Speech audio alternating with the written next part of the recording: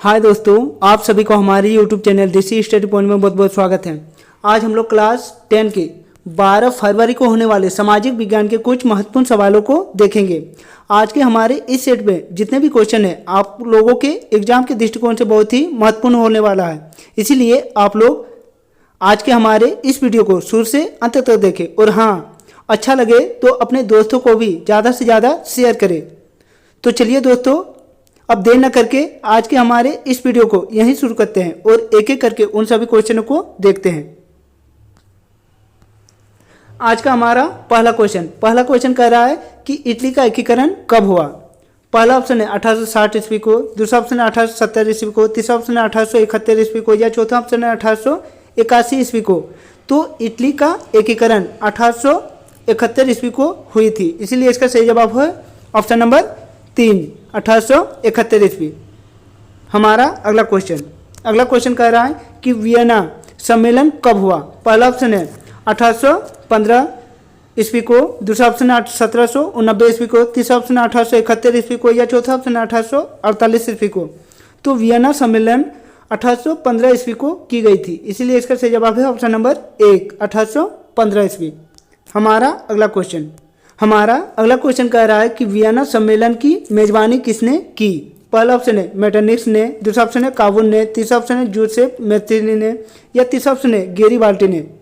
तो वियना सम्मेलन की मेजबानी मेटरनिक्स ने की थी, इसीलिए इसका सही जवाब है ऑप्शन नंबर 1, मेटरनिक्स। हमारा अगला क्वेश्चन कह रहा है कि जर्मनी का राष्ट्रीय प्रतीक क्या था। पहला ऑप्शन है मारियान, दूसरा ऑप्शन है जर्मन तिरंगा, तीसरा ऑप्शन है जर्मनियान या चौथा ऑप्शन है जर्मन। तो जर्मनी का राष्ट्रीय प्रतीक जर्मनियान थी, इसीलिए इसका सही जवाब है ऑप्शन नंबर 3, जर्मनियान। हमारा अगला क्वेश्चन कह रहा है कि यह किसका कथन है। जब फ्रांस छिपता है तो बाकी यूरोप को सर्दी जुकाम हो जाती है।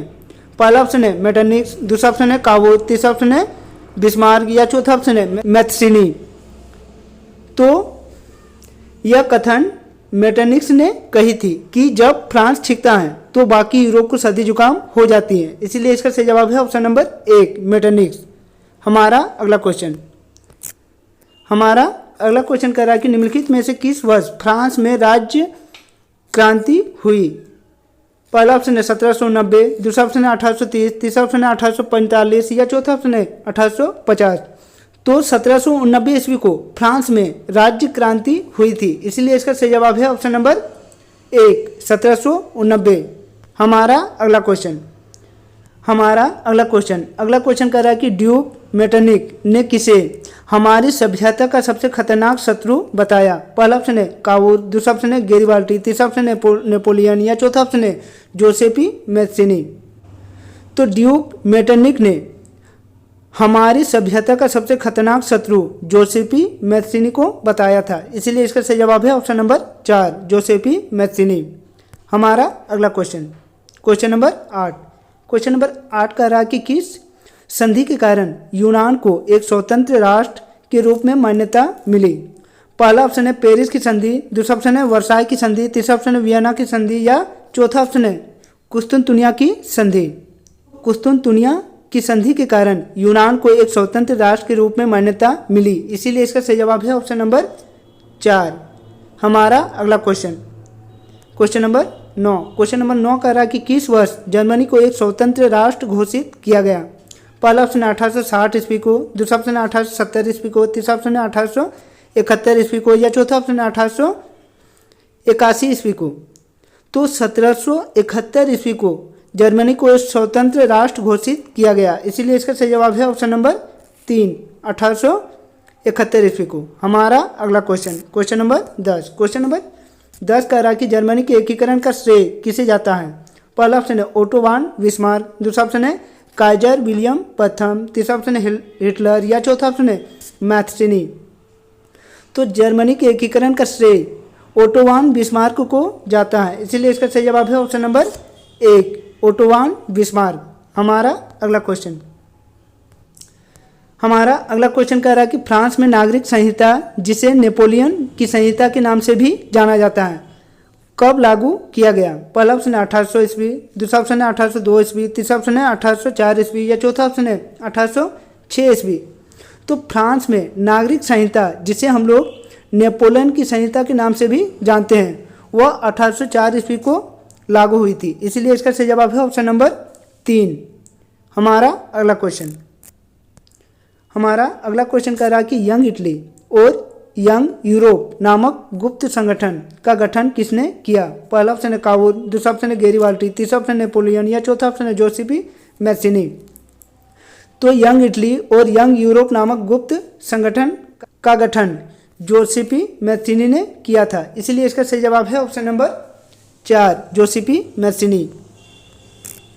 हमारा नेक्स्ट क्वेश्चन नंबर 13 कह रहा है कि रोलेट एक्ट कब पारित हुआ था? पहला ऑप्शन है 1920, दूसरा ऑप्शन है 1919, तीसरा ऑप्शन है 1921 या चौथा ऑप्शन है 1917। तो रोलेट एक्ट 1919 ईस्वी को पारित की गई थी। इसीलिए इसका सही जवाब है ऑप्शन नंबर 2, 1919 ईस्वी। हमारा अगला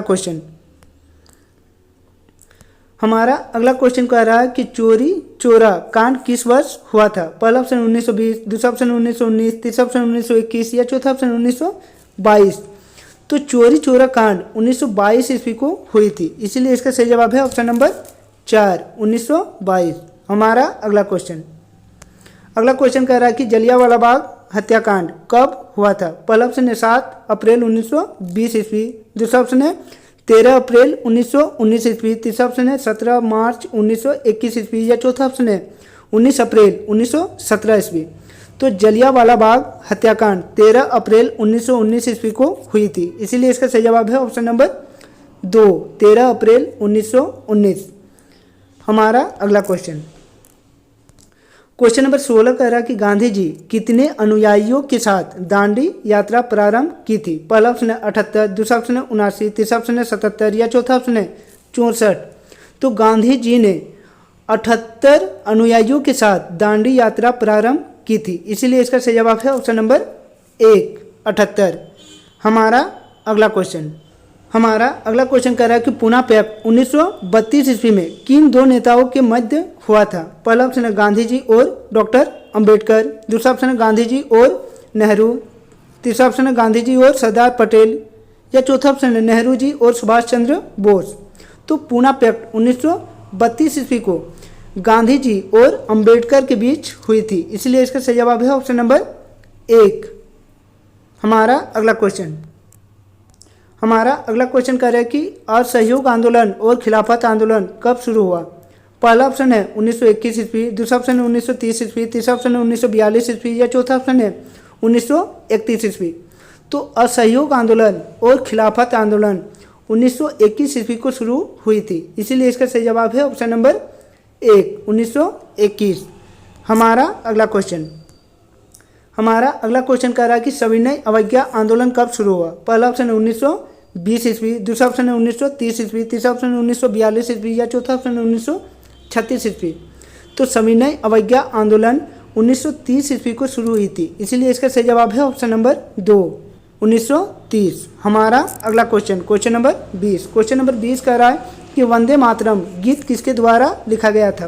पहला ऑप्शन है बंकिम चंद्र चट्टोपाध्याय, दूसरा ऑप्शन है रविंद्रनाथ टैगोर, तीसरा ऑप्शन है अविंद्रनाथ टैगोर या चौथा ऑप्शन है महात्मा गांधी। तो वंदे मातरम गीत बंकिम चंद्र चट्टोपाध्याय के द्वारा लिखा गया था। इसीलिए इसका सही जवाब है ऑप्शन नंबर 1, बंकिम चंद्र चट्टोपाध्याय। हमारा अगला क्वेश्चन कह रहा है कि गांधी इरविन समझौता कब हुआ? पहला ऑप्शन है 1931, दूसरा ऑप्शन है 1930, तीसरा ऑप्शन है 1933 या चौथा ऑप्शन है 1947। तो गांधी इरविन समझौता 1931 ईस्वी को हुई थी। इसीलिए इसका सही जवाब है ऑप्शन नंबर 1। हमारा अगला क्वेश्चन कह रहा है कि आयरलैंड के लोगों की मृत्यु 1845 ईस्वी से 1849 ईस्वी के मध्य किस फसल के नष्ट हो जाने के कारण हुई? पहला ऑप्शन है आलू, दूसरा ऑप्शन है गेहूं, तीसरा ऑप्शन है चावल या चौथा ऑप्शन है गन्ना। तो आयरलैंड के लोगों की मृत्यु 1845 ईस्वी से 1849 ईस्वी के मध्य आलू के नष्ट हो जाने के कारण हुई थी। इसीलिए इसका सही जवाब है ऑप्शन नंबर 1, आलू। हमारा अगला हमारा अगला क्वेश्चन कह रहा है कि रीडर पेस्ट क्या था। पहला ऑप्शन है पशु रोग, दूसरा ऑप्शन है फसल रोग, तीसरा ऑप्शन है पुष्प रोग या चौथा ऑप्शन है पंछी रोग। तो रीडर पेस्ट एक पशु रोग था, इसीलिए इसका सही जवाब है ऑप्शन नंबर 1। हमारा अगला क्वेश्चन कह रहा है कि G77 क्या था। पहला ऑप्शन है विकासशील देशों का संगठन, दूसरा ऑप्शन है विकसित देशों का संगठन, तीसरा ऑप्शन है एशियाई देशों का संगठन या चौथा ऑप्शन है इनमें से कोई नहीं। तो G77 एक विकासशील देशों का संगठन था, इसीलिए इसका सही जवाब है ऑप्शन नंबर 1 विकासशील देशों का संगठन। हमारा अगला क्वेश्चन कह रहा है कि प्रथम विश्व युद्ध कब से कब तक चला था। पहला ऑप्शन है 1916 से 1918 के तक, दूसरा ऑप्शन है 1914 से 1918 तक, तीसरा ऑप्शन है 1939 से 1945 तक या चौथा ऑप्शन है 1933 से 1945 तक। तो प्रथम विश्व युद्ध 1914 से 1918 के बीच चली थी, इसीलिए इसका सही जवाब है ऑप्शन नंबर 2। हमारा अगला क्वेश्चन कह रहा है कि विश्व में आर्थिक मंदी किस वर्ष प्रारंभ हुई थी। पहला ऑप्शन 1929, दूसरा ऑप्शन 1930, तीसरा ऑप्शन 1939 या चौथा ऑप्शन है 1932। तो विश्व में आर्थिक मंदी 1929 ईस्वी को प्रारंभ हुई थी, इसीलिए इसका सही जवाब है ऑप्शन नंबर 1 1929। हमारा अगला क्वेश्चन नंबर 27 कह रहा है कि कान लॉ कहाँ प्रचलित था।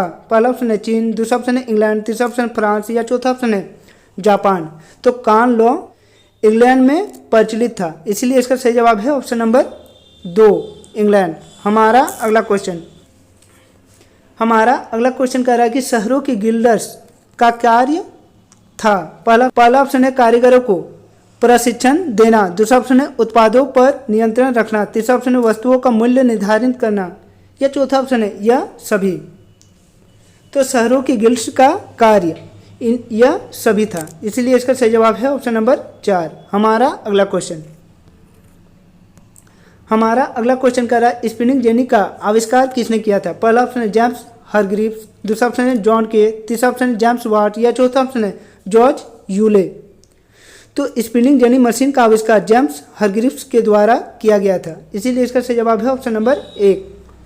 हमारा अगला क्वेश्चन कह रहा है कि औद्योगिक क्रांति सबसे पहले कहाँ हुआ। पहला ऑप्शन है जापान में, दूसरा ऑप्शन है फ्रांस में, तीसरा ऑप्शन है रूस में या चौथा ऑप्शन है इंग्लैंड में।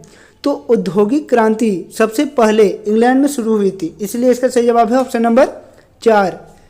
हमारा अगला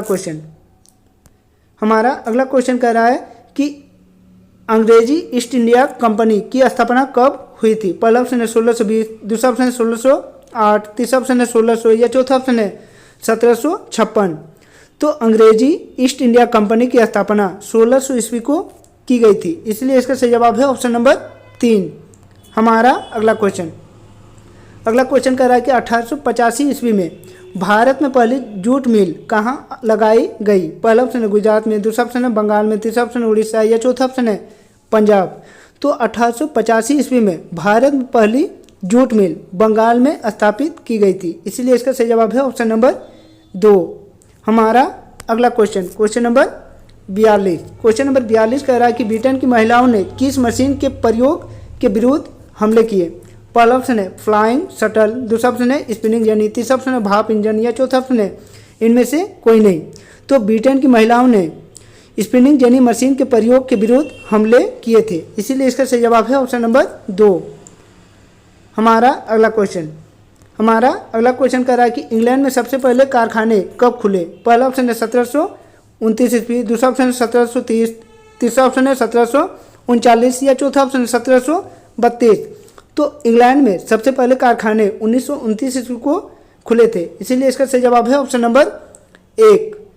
हमारा अगला क्वेश्चन नंबर 44 कह रहा है कि मुंबई में पहली कपड़ा मिल की स्थापना कब हुई। पहला ऑप्शन है 1824, दूसरा ऑप्शन है 1844, तीसरा ऑप्शन है 1854 या चौथा ऑप्शन है 1874। तो मुंबई में पहली कपड़ा मिल 1854 ईस्वी को स्थापित की गई थी, इसीलिए इसका सही जवाब है ऑप्शन नंबर 3 1854। हमारा अगला क्वेश्चन कह रहा है कि नेपोलियन फ्रांस का सम्राट कब बना।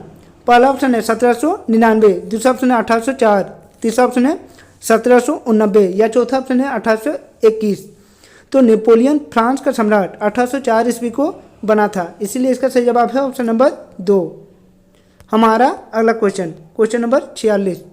क्वेश्चन नंबर 46 कह रहा है कि फ्रेडरिक सरयू कहाँ का कलाकार था? पहला ऑप्शन है फ्रांस, दूसरा ऑप्शन है जर्मनी, तीसरा ऑप्शन है इटली या चौथा ऑप्शन है ऑस्ट्रेलिया। तो फ्रेडरिक सरयू फ्रांस का एक कलाकार था, इसीलिए इसका सही जवाब है ऑप्शन नंबर 1 फ्रांस। हमारा अगला क्वेश्चन कह रहा है कि साइमन कमीशन भारत कब पहुंचा? पहला ऑप्शन है 1929, दूसरा ऑप्शन है 1931, तीसरा ऑप्शन है 1919 या चौथा ऑप्शन है 1928। तो साइमन कमीशन भारत 1928 ईस्वी को पहुंची थी, इसीलिए इसका सही जवाब है ऑप्शन नंबर 4। हमारा अगला क्वेश्चन कह रहा है विक्टर एमैनुएल कहाँ का शासक था? पहला ऑप्शन है पर्सा, दूसरा ऑप्शन है ऑस्ट्रेलिया, तीसरा ऑप्शन है जेनवा या चौथा ऑप्शन है सार्डिनिया। तो विक्टर एमैनुएल सार्डिनिया का एक शासक था, इसलिए इसका सही जवाब है ऑप्शन नंबर 4। हमारा अगला